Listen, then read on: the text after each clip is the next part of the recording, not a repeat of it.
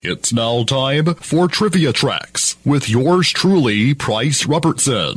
This edition of Trivia Tracks is brought to you by Washita Valley Respiratory Care, where you can breathe a little easier, and Beth Smith at Edward Jones. Edward Jones, making sense of investing, member SIPC. No one in Hollywood saw it coming. On July 23, 1982, at Indian Dunes in the Valencia section of Santa Clarita, California, filming began on the final scene in the first segment of Twilight Zone, the movie. Actor Vic Morrow was cast as Bill Connor, a bigot who was transported back in time to the Vietnam War. The climactic night scene called for Morrow's character to carry two children, played by 7-year-old Micah Den Lee and 6-year-old Renee Shen-Yi Chen, out of a deserted village and across a shallow river while being pursued by American soldiers in a hovering helicopter. The Bell UH-1 Iroquois helicopter was piloted by Vietnam War veteran Dorsey Wingo. During filming, Wingo stationed his helicopter 25 feet from the ground while hovering near a large mortar effect. He then turned the aircraft 180 degrees to the left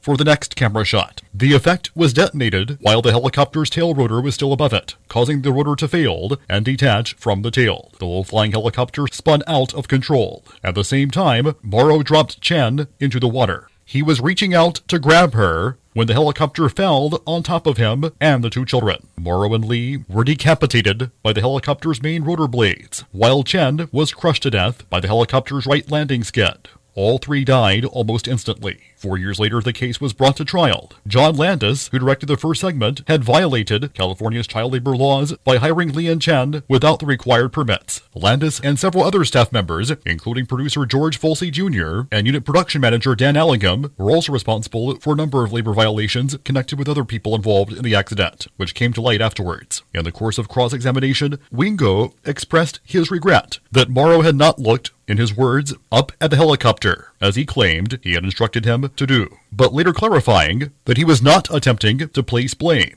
Wingo's comments were roundly derided, including by the prosecutor, Deputy DA Leah D'Agostino, who during cross-examination had responded to Wingo's suggestion that Morrow evade the helicopter by questioning how exactly Wingo expected him to have done so. Morrow's family, including his daughter, actress Jennifer Jason Leigh, settled within a year. The children's families collected millions of dollars from several civil lawsuits. Landis, Folsey, Wingo, Allingham, and explosive specialist Paul Stewart were eventually acquitted on all charges of involuntary manslaughter. Steven Spielberg co-produced Twilight Zone the movie with Landis, but he broke off their friendship following the accident. The influence of this tragedy led a punk rock band in the Phoenix area to call themselves Vic Morrow's Head.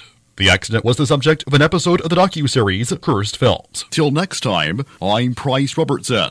Amazed by today's trivia? Then join me every Monday through Friday morning for Trivia Tracks on Fox Sports Camden 97.1.